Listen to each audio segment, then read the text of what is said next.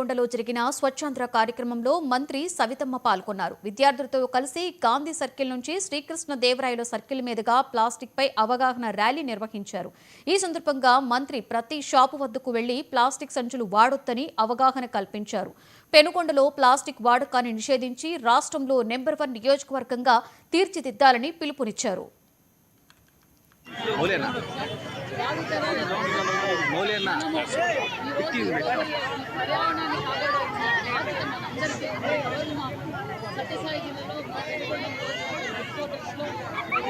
ప్రజలు అధికారులు విద్యార్థులందరం కలిసి మున్సిపాలిటీ అధికారులందరం కలిసి స్వచ్ఛాంధ్ర మరి స్వర్ణాంధ్ర కార్యక్రమం చేశాం. ముఖ్యంగా మేము షాపుల్లోకి వెళ్ళి కూడా చెప్పాం, దయచేసి మీరందరూ సహకరించండి.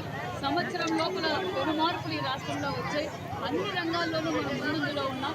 మొన్నటి రోజు మున్సిపాలిటీకి కూడా మనకు 4 మున్సిపాలిటీలు కూడా అవార్డు రావడం కూడా చాలా గర్వంగా ఉంది. ముందు రోజు మరి చేనేతలకు కూడా మనకు ది 1 డిస్ట్రిక్ట్ 1 ప్రోడక్ట్ కింద కూడా మనకి భారతదేశంలో అన్ని రాష్ట్రాల కన్నా మన రాష్ట్రానికి